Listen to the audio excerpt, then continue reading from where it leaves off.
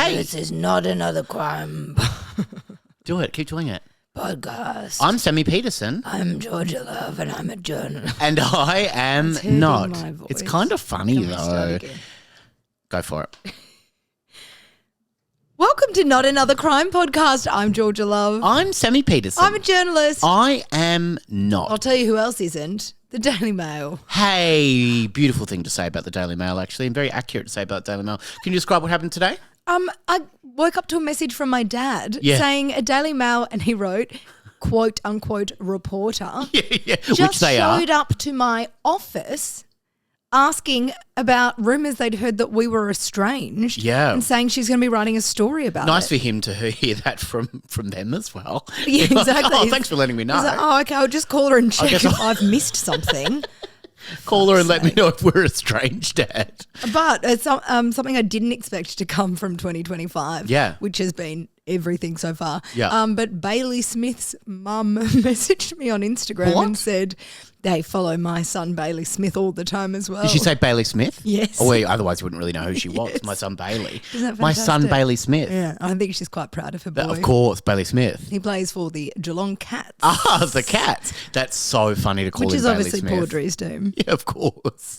Bailey Smith. Well, Diggs is the Western Bulldogs. Oh, and he's from the West And as well. yeah, he was in the West. Originally, Yeah, he was in the yeah. West. Hey, nice one. Diggs, you know what? You're all right. I'll tell you what's not all right. The story that we're talking about today, G-Love. That was a a good great segue? segue. Thank Well you for done. letting me say You're that. just trying to get me the hell off whatever topic I've gone on to. No, I enjoy hearing you talk about the Daily Mail, Thank or you. as I call it, Bailey Smith. The Daily Bailey Smith. Is that funny? the The Bailey Smith. Yeah, That's just his name, isn't it? Yeah. We both stopped and looked The at each other and Bailey went, Mail? There's something in that. The Bailey Mail. The Daily Smith. I just kept saying the Bailey Smith, and I was like, that's just his name. That's not very funny. I remember when I was talking ages ago about the wonderful, he's not wonderful, the current Prime Minister, Anthony Albanese. And when he was first elected, I kept saying to people, oh, God, if he gets sick, he'll be Anthony Albanese. Oh, if he's flirting at a bar, he's Anthony Sleazy. And if he's Why is he sneezing while flirting? Sneezy if he gets he gets hay fever or something, he's Anthony Albanese. And then someone went, oh yeah, and if he's happy with everything, he's Anthony Albanese. And I said, that's just his name. Yeah, it's his name. That's just his name. I also really like the idea that you think flirting is sneezing on someone, and do Is you it? think Is that true? why you were single? Hey, come on, ready to mingle. And today, that's what I'm doing on the podcast. I'm mingling with the great G Love, Daily Mail, and friend of Bailey Smith's mum. Yes, correct. The Bailey Smith. That's good. No, We'll stop. write that down. Someone write that Stop down. it. Someone write that down. Now, today, G, I'm going to be talking about the hunt for Dezi Freeman. Now, what do you know about Dezi Freeman? Obviously, a lot as a reporter, but what kind of springs out to you knowing about Dezi Freeman? He is a self-proclaimed sovereign citizen. Yes, actually, the term sovereign citizen is one that kind of divides the sovereign citizen people. Of course it does. And I'm not sure if he is a sovereign citizen or not, as we'll go into during Okay. this. But yeah, I have heard different reports of him describing himself as a sovereign citizen. He's on the run, of course. He's the suspected alleged shooter of 3 Victorian police officers, 2 of whom were killed and 1 very badly injured in a town called Pulpunka in regional Victoria. Yep. 5, I think maybe now 6 or coming on 6 weeks ago, and he has not been seen since. It's a long time, and there's lots of reports constantly. And even when we're going to record this tonight, I looked again just to see if there were any updates, because it has been such a long time in Australia. We also had an incident recently in Tasmania. That was another incident that happened, and another one a few years ago in Queensland. So Of police officers being shot Yeah. by people. They're all on open regional properties as well. Yeah, Like, yeah. People have these people have had guns, and you're going to go into the story, so I don't need to give background on that. But it's absolutely horrendous in the proper use of the word that this has happened 3 separate occasions in the last, I think it's 3 years. And really, I listened to a report about it that was great. It was a daily 7 a.m. report and a great podcast. Bailey 7 a.m.? It was Bailey Smith. Just having to play on words. That's Bailey Smith. It was a really interesting one because it was like they spoke about sovereign citizens becoming a lot I don't know what the right word is, but we certainly found out a lot more about them after COVID-19, the pandemic. Am I right? There was something more that we started to learn about sovereign citizens. And before, it was like they were kind of hidden away a little bit. They kind of kept to themselves. But with social media, there have been so many more videos of someone in a car being like, I'm a sovereign citizen. I'm not giving you my license. You know, you don't have any right. It's all about the law. It's all about... So the term sovereign citizen is kind of essentially saying that they don't believe, understand, respect, stand by the law. Yeah, in that's right. the country or the jurisdiction that they preside in. That's so they're right. just saying, you know, I'm a sovereign citizen. I'm not part of your state. Yeah. So why would I, you know, I'm not going to abide by the law because I don't believe in your laws. That's right, which is a bit of an oxymoron grouping them together as sovereign citizens. Well, that's why when you said there's talk amongst them that whether he was or not, I'm like, well, of course, because the whole thing is that they don't want to be like, and it always defines that community of being like, I'm not a sovereign citizen because of this reason. Now, my intro today, I'm going to go through this, right? Currently under the largest police search in Australia's history, searching hundreds of homes, caves, abandoned warehouses, huts, and a $1 million reward, the largest ever recorded in the state of Victoria. This is a quick history of the current and ongoing hunt for sovereign citizen Dezi Freeman after he shot 3 officers allegedly and killing 2. Why did you ask me what I knew about it when you had that wonderful intro already prepared? Because I wanted to know what you knew already, G-Love. In 2019, Dezi Freeman, a photographer from Myrtleford, arrested... beautiful part of the world. Beautiful part of the world. Arrested a magistrate. The court case was over him wanting to continue to access a road called Mount Buffalo. He arrested the magistrate. A magistrate, yes, her magistrate. Oh. The road was set to be closed for a private property, but Dezi wanted to continue to access Mount Buffalo as he always did and refused to stop using the road. They sued Dezi to get control over the mountain, but he wasn't going quietly. There were 9 court hearings over this matter, and on the 9th court hearing, Dezi decided to act out to prove that they were messing with the wrong person. On the 9th court hearing, a decision was going to be handed down. Dezi wasn't going to be bullied, or as he described it, suffer any more injustice or corrupt actions, so he called into question the authority of the court. He asked the magistrate, her magistrate of course, that he required a ruling as to whether the Constitution was suspended in this matter. Then he said the judge went silent, so Dezi asked him again. They argued over competent jurisdiction. He informed the magistrate that he had a Commonwealth public official there as a witness, Jim Recker. Dezi claimed that he was arguing politely while there was previously one officer in the court. After the argument started, a few armed officers entered and sat at the back of the courtroom. The judge wanted Dezi to pay costs, and Dezi argued back, of course representing himself, while he claimed he was just bushwalking in Mount Buffalo. Once he challenged the authority, he told the judge that he was aware of different governance and then continued to argue. His main argument was that he didn't give his consent to what the judge was handing down to him. He claimed that he played their game for 9 court hearings and it was now his time to speak. He stopped the magistrate, stated that he arrested him and what for. It's up to the highest ranking officer to then make the arrest. The Commonwealth public official spoke up and said that they witnessed the whole thing. The police were then told it was their duty to make the arrest, which they did not. So Dezi said to them, you have to arrest him. Yeah. I've done a civilian's arrest. That's and now right, you have to formally arrest him. That's right. A citizen's arrest, which lots of people do, I think, as sovereign citizens, and kind of one report that I listened to was really interesting because it was talking from an expert about sovereign citizenship, who was talking about, they kind of just spout this babble that's like kind of, law adjacent. So it kind of does make sense in a way. Like if you are informed about it, it kind of does make sense. But the more the people that argue, the less, and we all have to abide by the law because that's the law that is for us. why It's how governed. society Yeah, that's exists, right. Yeah. So what is a sovereign citizen, G-Love? Sovereign citizens are a rising group in Australia and New Zealand.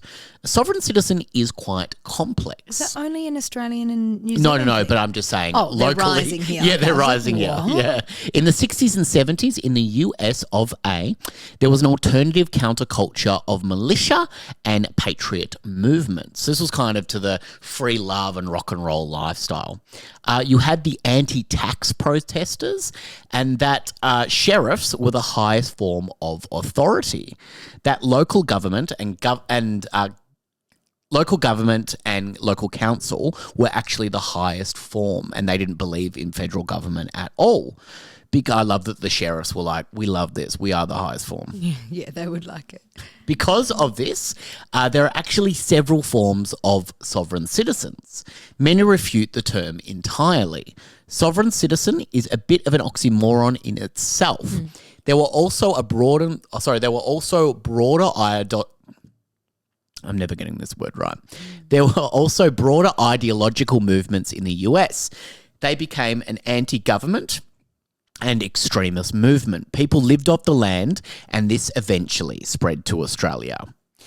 I don't know if you know this reference, but I found this on the wonderful online world. Prince Leonard of Hutt River Province, have you ever heard that before? No. Declared his own nation. Was this in WA? Yeah. Yes. I found this on the trusted website, wikipedia.com. Oh. Leonard George Castley, also known as Prince Leonard, was the founder of a self-proclaimed micronation, the Principality of Hutt River, his own farm within the Australian state of Western Australia. He governed Hutt River from the 21st of April 1970 until his abdication in February 2017. Don't know if it was his own abdication or not. At a coronation ceremony that placed his son, Graham, could have just read ahead, Graham Castley on the throne. Having pursued a number of occupations, Castley eventually settled on farming, purchasing a large wheat farm near the towns of Northampton and Geraldton in the 1960s, where he came to own 75 square kilometres. Oh my That's God. huge. In 1970, he declared independence and founded Hutt River Province in response to a dispute within the government of Western Australia over what the Castley family considered draconian wheat production quotas. His Royal Highness Prince Leonard I of Hutt was the style used by Castley from the creation of the Principality until his death. So essentially he's just said, this is my land that I own and I've decided I don't want it to be part of Australia. Correct. Yep. Okay. Basically, it is effectively the idea that a government is a corporation that enslaves the people who worship it. When you're born, you're given a birth certificate, which is legal fiction, they believe. Oh. You become a corporate entity where the government can control you through this legal fiction. The only way that you can live a free life is to declare your sovereignty. So Dezi declared himself Freeman, free man. Well, I was going to say that earlier. So his name, his birth name was Desmond Philby. Philby. Yeah. And he changed free his man. surname to Freeman to mean literally free man. That's Did he right. change it by deed poll? I don't know because that is a government thing. That's what I was don't gonna know. I say, don't yeah. know. Okay, we just started going by. Yeah. They then adopt a pseudo-legal approach where they believe in embedding their legal arguments in common law. So that's what I was talking about before. The expert that I spoke to about it was really interesting talking about. They kind of embed their own arguments in common law that they can achieve a ruling in court cases that is favourable to them. Police have no authority over sovereign citizens. So they say. They will not accept tickets like speeding tickets, parking fines, and they usually have a full binder of information in their cars when they travel on why they cannot be arrested.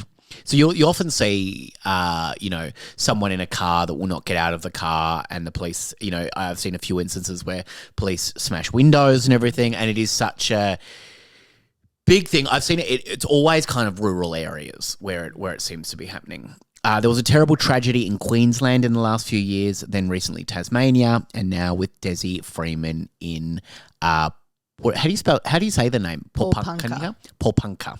I listened to an interview talking about sovereign citizens who described them as having an anger and intensity bubbling away.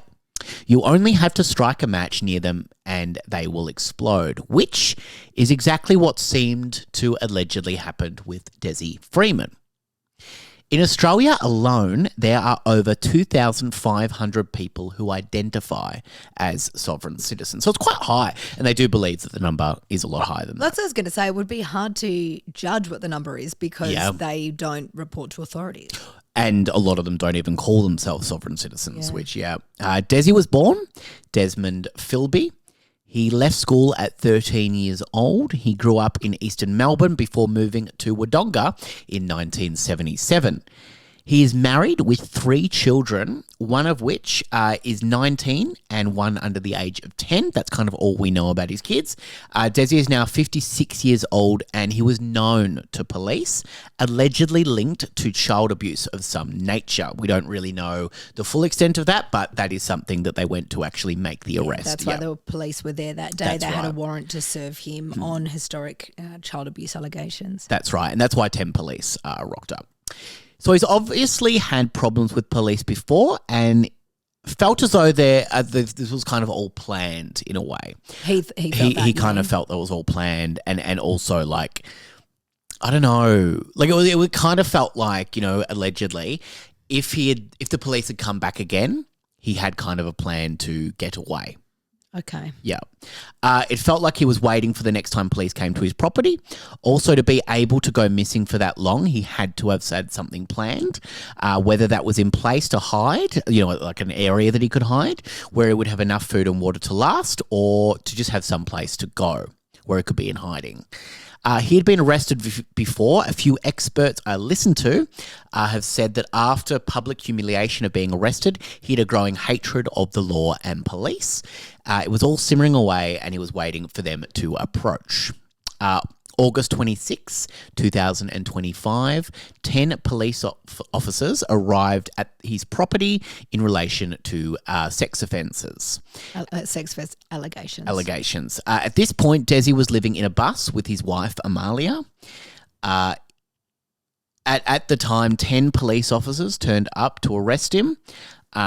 Which, in my opinion, I think that kind of shows that they knew him and that he was kind of a bit of a danger and could act out. I think they knew. I don't think he had licenses to carry firearms, but his wife did. So from what I understand, they understood the likelihood that there could be firearms on the property. They knew that he was very anti-authority and anti-police, so they went with a lot of backup. I mean, it is only usual for two police officers to go to execute any kind of warrant. As the officers approached on this day, 2 officers were shot and killed and a third injured. I will correct you there. It wasn't as they approached. They had been there for about 10 minutes. Oh, 10 minutes. Okay, right. Negotiating with him, talking to him through a closed door. There's body cam footage that's come out that shows like a lot of back and forth conversation of them saying like, come on, Dezi, just make this easier, come outside, we just want to talk to you for about 10 minutes before the shots were fired. Yeah, right. Sorry, I thought they were approaching the house as it happened, but no. It is alleged that he started the attack, that the officers did not fire before he did, and that that he shot right out the front door of his home where the other 7 officers retreated. They were there to serve a warrant. Dezi ran out of his home and into the dense bushland. The bushland is described as extremely dense in this area, and for someone who really knows the land, they would find it really easy to hide. There are over 70 caves in this area, lots of different huts, abandoned houses. There are so many places he could be hiding if, indeed, he was all by himself. If he were relying on someone else, they could be hiding him and getting him the resources that he needed. It's a very, very. It's not even a regional area. It's a country area. It is dense bush, as you said. The overseas listeners or even interstate listeners might recognise the name Myrtleford in particular, or Bright, which is the closest biggest town to Pulpunka, as two of the main areas that were involved in the bushfires at the start of 2020. Yeah. And again, Bright was also devastated by bushfires earlier this year. It's such a beautiful part of the world, and they've had so many awful things happen just in the space of the last few years. But that's how dense this bushland is that it is a high bushfire prone area. Yeah. It's not, concreted streets. No, not at all. Neighbourhoods lined with houses along the street. It's a lot not of dirt that at roads all. and a lot of, several people have also suggested that he could be dead. It's very hard to know exactly where Dezi is. There have been several helicopters searching for him, which detect body heat, but with how dense the bushland is, it would be extremely easy for him to be covered and undetectable. That's the thing. On the very first night when they were hunting, when everyone knew they had these heat detector cameras up, it was like, well, good luck to you, mate. You're not going to last the night. They'll see your body heat. Yep. But like that, or it could be in a cave. He's you have really to be pretty densely close and nothing can be blocking you, or there's a lot of factors there. Now, is this or is it not a terrorist attack? There has been a lot of debate over this that I've heard in the media. The army have been brought in to consult, but as time goes on, the state might then need to raise this to a federal level issue, which would involve the army stepping in. It's a huge thing to have to do. So, it's not a common thing that has to be done, but it could if it goes on much longer. This is a much more difficult thing to do. If they find Dezi Freeman, will they charge him with 2 counts of murder and an attempted murder? It's all very hard to know exactly what. I guess they're just looking for him right now. They have said he's wanted on murder. He's wanted on murder, yeah. It's an ongoing issue in the United States with the rise of sovereign citizens. The FBI have actually labelled sovereign citizens as a domestic terrorism threat. In Australia, the government has identified sovereign citizens and have in fact made sure to take guns off about 60 or so sovereign citizens recently. Well, this is the other thing with Dezi Freeman as well. As I said, he didn't have a license to carry arms. His wife did. There's also a lot of assertions. There was a lot of reporting around, and police have understandably been not vague. There haven't been a lot of details released by police about what actually happened that day on August 26th. This is still an outstanding person. It's a case obviously very close to them. 2 of their colleagues were killed. Yeah. There have been a lot of reports that he did or may have taken guns from some of the 10 police, whether they're the ones that he took down or others. But there have been a lot of assertions that he actually took firearms from the police. Yeah, and after the the Martin Bryan Port Arthur. The Port Arthur incident there, it's very hard. You have to have certain accreditation to get guns in Australia. And I don't really know what that is. I wonder why Dezi Freeman's wife has guns. Is it Well, they live on a rural property. Yeah, A lot of the registered firearms in the state are for rural and regional properties to be allowed to take care of pests in the area. Could it be hunting and everything? Yes, is that kind of right? Luke Philby, Dezi's nephew, has been interviewed recently for the ABC and has complicated feelings about his uncle. Now, this is directly from the ABC. He was like an older brother for me growing up. We were pretty close in my younger days. I remember him being great, awesome, kind of like a larger-than-life character when I was younger. I looked up to him greatly.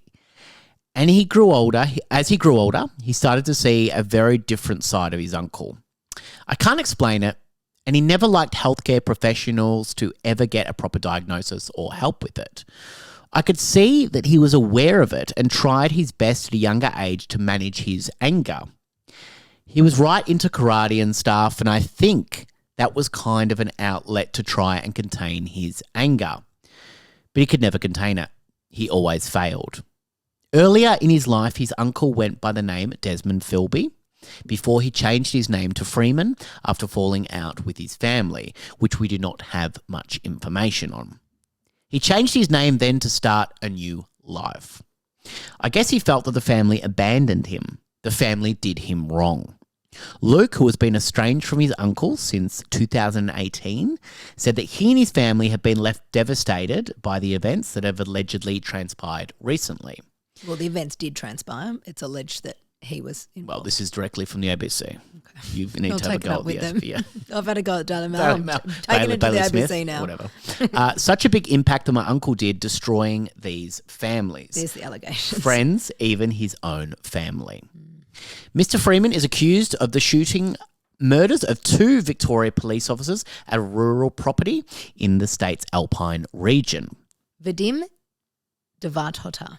And Detective leading Senior Constable Neil Thompson, who died at the scene. A 3rd officer was left injured.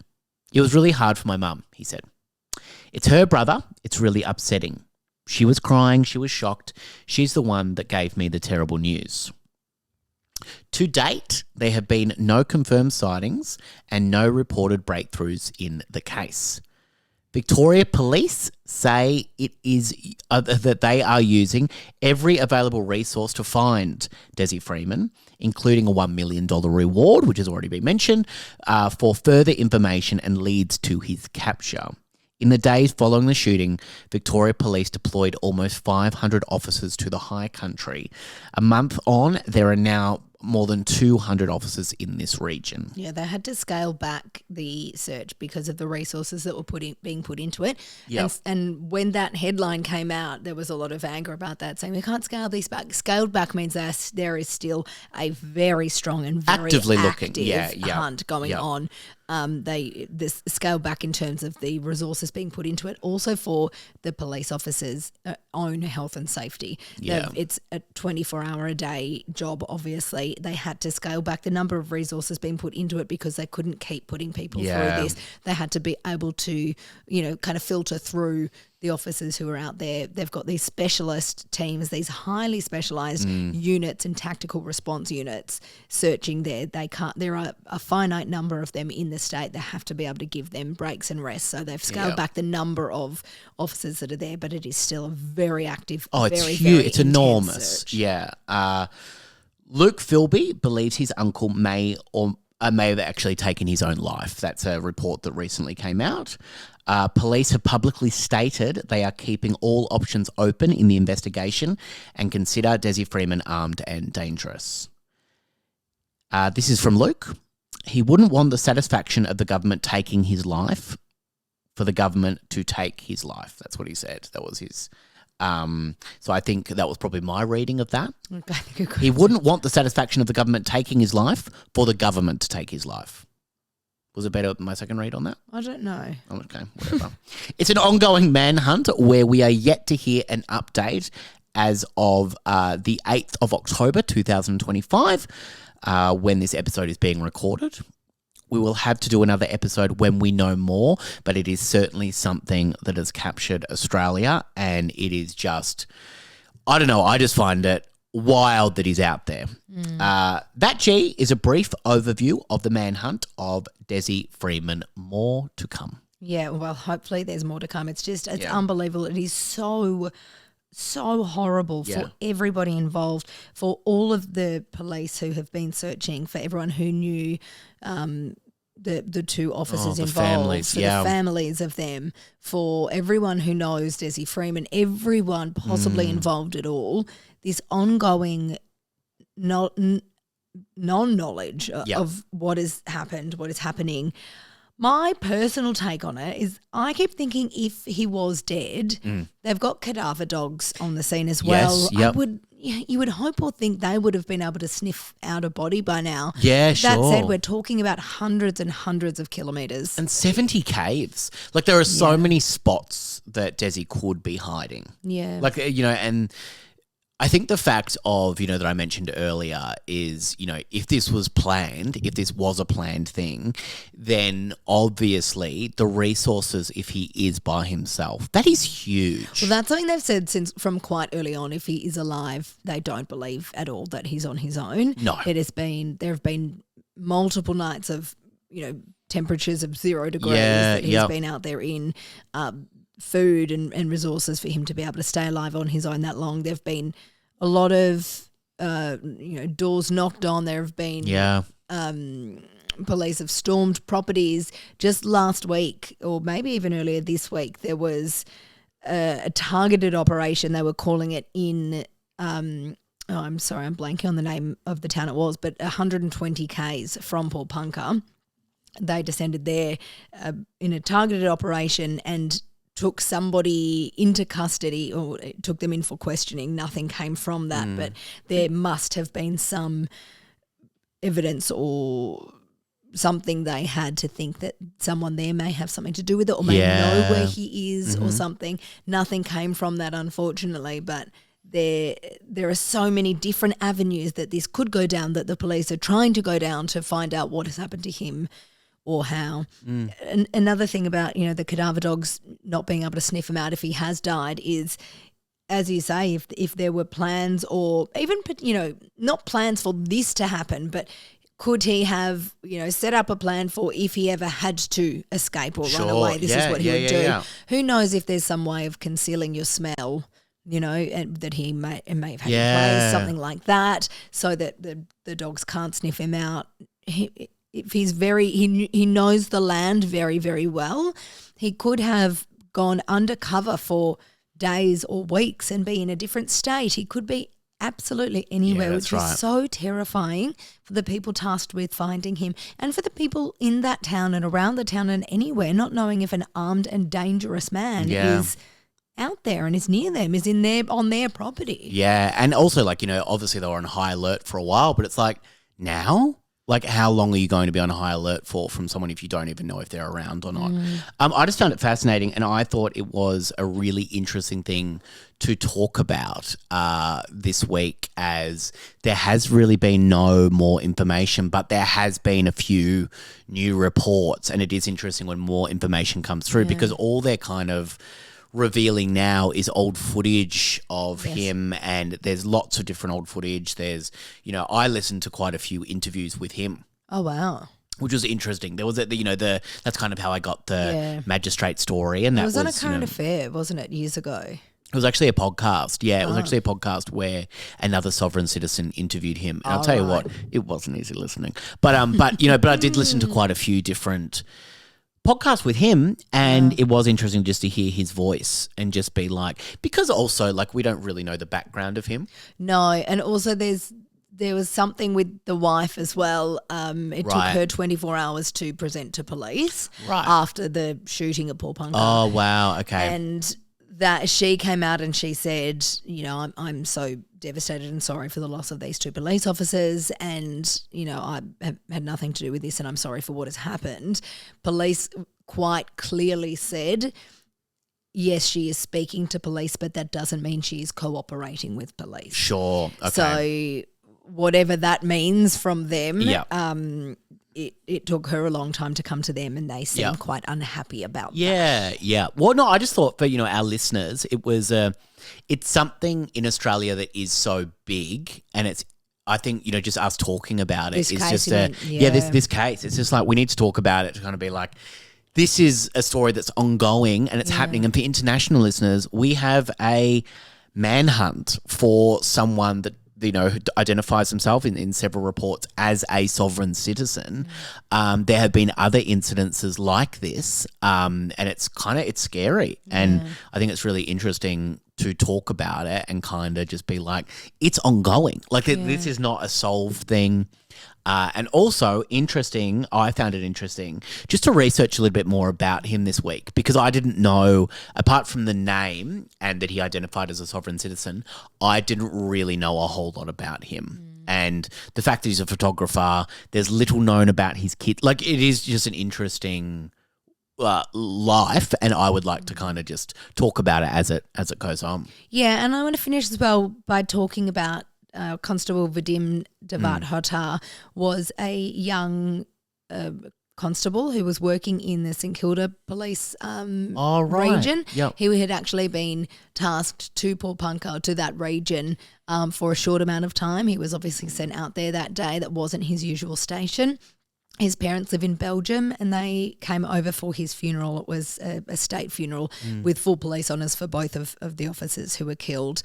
They came and his brother, who I believe was in Amsterdam, I'm sorry if I'm getting that wrong, Denmark or Amsterdam, came over as well and spoke at the funeral and spoke on behalf of his mother, who was either too devastated to talk or whose English wasn't as good as she is from Belgium. For them to have to come overseas to farewell their son in that way is just absolutely awful. And the one that really – not the one. What really just pinches me in the heart every time I think of it is Senior Constable Neil Thompson, who was the older of the two police officers who was killed. This sounds like something that is made up, but this happened on a Thursday. Friday, the very next day, the 27th of August, was his last day on the job. He was having his retirement party that night. That is just the most devastating fact I think I've ever heard. Yeah. That is something from a movie. Yeah. He was literally on his second last day at work after his entire career serving the people, serving the public and putting his life on the line every single day. On his second last day of work, his life was taken. It is so devastating. That's heartbreaking. I didn't know that. That's devastating. And then on the other end of the scale for Vadim as well, that was the very start of his career. Yeah. He was dedicated to serve his life his country and put his life on the line for the rest of his career and wasn't given that chance. It's just devastating. It really is. Yeah. More updates as they come. Yeah. I'm so fascinated by this, and hopefully there will be more updates over the next few weeks. But anyway, G, as always, what an episode. And we bloody love you, listeners. Please do leave a 5-star rating, 5-star review. Send us an email or a voicemail. Oh, yes, a speak pipe is the link for that is in our show notes. You can email us at sammy@justanothercompany.com.au. You can follow us on Instagram and TikTok at Not Another Crime Podcast. That's right. And also, if you are in Melbourne, I am doing tomorrow night my show, Why the Long Face, for the very last time. Oh. And I'm filming it. I'm excited. That's so great. So that's happening as well. So it's going to be a big weekend for me. It will be, and I'm going to Vietnam tomorrow. So sorry, God. I will not be there, but I will enjoy myself on the beach, and I will enjoy myself being the celebrant of my friend's wedding. Yeah, it's so exciting.